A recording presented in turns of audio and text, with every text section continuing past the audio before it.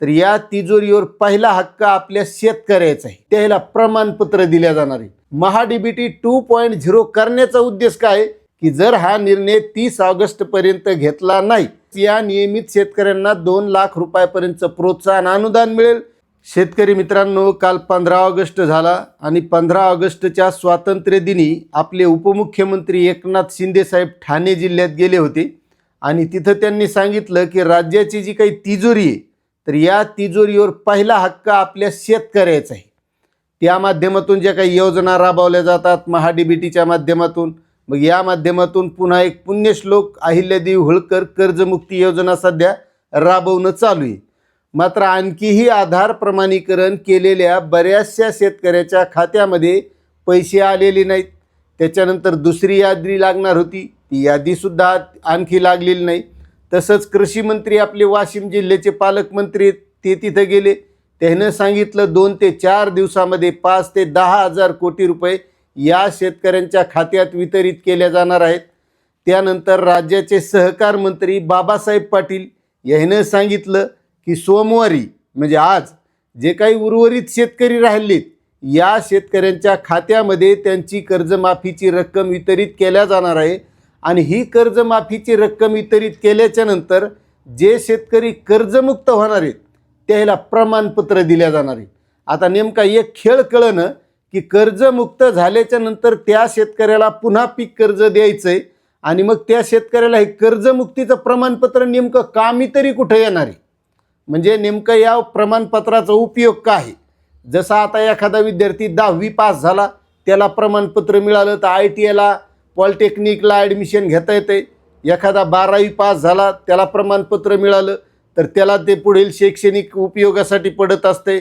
एखादा ग्रॅज्युएट झाला त्याला प्रमाणपत्र मिळालं तर त्याला उपयोगी तू, पण नेमका या कर्जमुक्तीच्या प्रमाणपत्राचा उपयोग कुठे येणार आहे हे काय अजून कळलेलं नाही।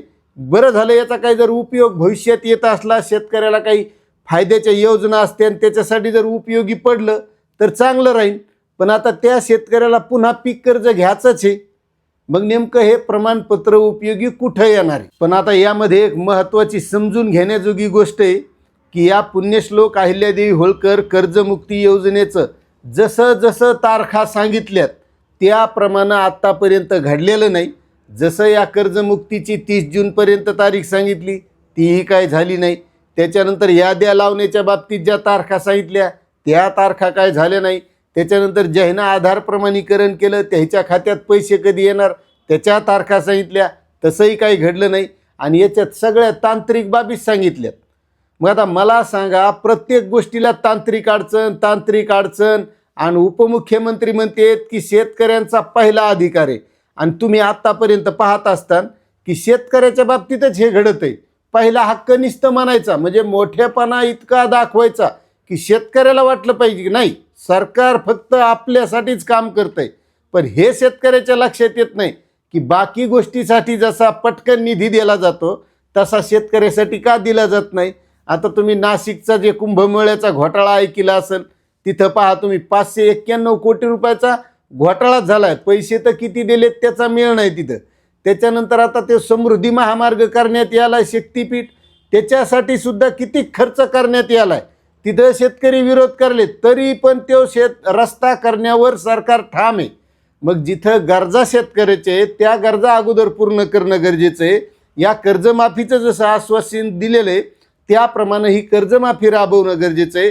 शेतकऱ्याचं महाडीबीटीचं अनुदान रखडलेलं आहे, ते अनुदान सुद्धा देणं गरजेचं आहे आणि हे लवकरात लवकर अनुदान वितरित करण्यात यावं म्हणून महाडीबीटीच्या पोर्टलमध्ये असा बदल करून ठेवलाय की आता ते सहजासहजी शेतकऱ्याला जर घरी बसल्या अर्ज करायचा असेल तर सहज आता करता येणार नाही, कारण त्या पोर्टलमध्ये विद्यार्थ्याच्या योजना आणून टाकल्यात, शेतकऱ्याच्या योजना आणून टाकल्यात। म्हणजे थोडक्यात सांगायचं, पहिलं पोर्टल हे अगदी सोपं होतं, आता थोडं अवघड करून ठेवलंय। जरी त्यामध्ये सगळी माहिती भरल्याच्या नंतर आपल्याला कोणत्या योजना लागू होत्यात हे कळत आहे, मात्र हे कळायलाच बरेच दिवस शेतकऱ्याचे जाणार आहेत आणि ते पोर्टल महाडीबीटी 2.0 करण्याचा उद्देश काय आहे की शेतकऱ्यांना तात्काळ त्यांच्या ज्या काही योजना आहेत त्याचा लाभ घेता यावा आणि शेतकऱ्यांना त्यांचं जे अनुदान आहे ते लवकरात लवकर मिळावं यासाठी हे महाडीबीटीच्या पोर्टलमध्ये बदल करण्यात आलाय। मात्र जर त्या शेतकऱ्यांना निधीच लवकर टाकला तर लवकर मिळेल. नुसतं पोर्टल बदलल्यानं मिळणार नाही. जसं या आता कर्जमाफीमध्ये तांत्रिक अडचणी, आधार चुकला, बँक खातं चुकलं, रक्कम चुकली, असं जे दाखवून ही कर्जमाफी कशी लांबवत नेता येईल असाच प्रकार मला तरी दिसायला. आता तुम्हाला त्याच्यावर काय वाटतं ते तुम्ही कमेंटमध्ये सांगित जा. आता हा झाला प्रश्न थकबाकीदार शेतकऱ्याच्या बाबतीत. त्याच्यानंतर 2 लाखाच्या वरचे जे काही OTSचे शेतकरी आहेत त्याच्या याद्या आणखी यायच्या राहिल्यात. आता त्याच्या याद्या आल्याच्या नंतर पुन्हा त्याच्यात किती तांत्रिक अडचणी येतात ते आता आपल्याला बघावं लागेल. पण आता महत्त्वाचा मुद्दा आहे पुन्हा नियमित शेतकऱ्याचा. त्याला सुद्धा 2 लाख रुपये देण्याबाबत सरकार सकारात्मक आहे.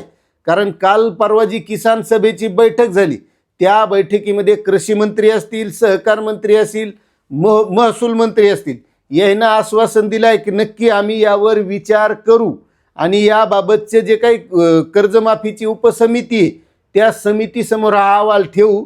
तिथं त्या मग अर्थ मंत्रालयाच्या बाबतीत चौकशी करू, सहकार मंत्रालयाकडून माहिती घेऊ आणि नेमकं यासाठी किती पैसे लागू शकतात. कारण जे नियमित कर्ज भरणारे शेतकरी आहेत ते जवळपास 23 लाखाच्या वर. आणि मग या 23 लाख शेतकऱ्यांना जर 2 लाख रुपये द्यायचे असते, आता सगळ्याला काय 2 लाख भेटणार नाहीत. ज्यांचं जेवढं 2 लाखाच्या आतलं कर्ज असेल तेवढे मिळतील. मात्र जसं सकारात्मकता दाखवली ते इतक्याही सहजासहजी मिळणार नाहीत हे सुद्धा लक्षात घ्या. कारण यासाठी किसान सभेनं त्यांच्या पुढे ज्या काही मागण्या ठेवल्या होत्या त्यामध्ये पीक विमा होता.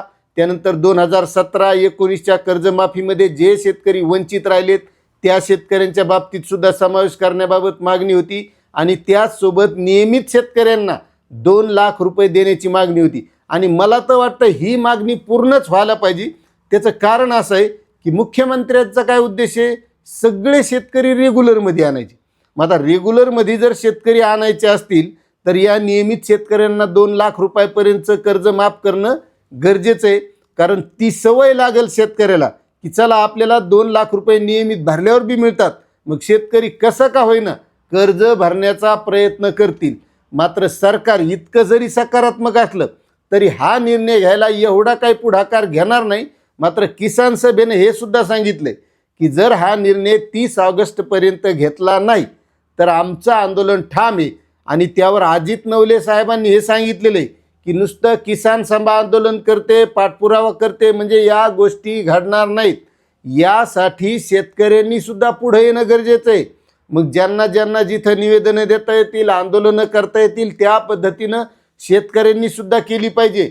नाहीतर आज सोशल मीडिया आहे, यूट्यूब आहे, इंस्टाग्राम आहे, फेसबुक आहे, या माध्यमातून सुद्धा शेतकऱ्यांनी आपल्या मागण्या रेटल्या पाहिजेत. आणि त्या आपण आपल्या या चॅनलच्या माध्यमातून रेटण्याचा प्रयत्न करीत असतो. मात्र शेतकऱ्यांनी सुद्धा जे शेतकऱ्याच्या बाबतीत आंदोलने करतात किसान सभेसारखे किंवा रविकांत तुपकर साहेबासारखे त्यांच्याही पाठीमागं शेतकऱ्यांनी उभं राहणं गरजेचं आहे.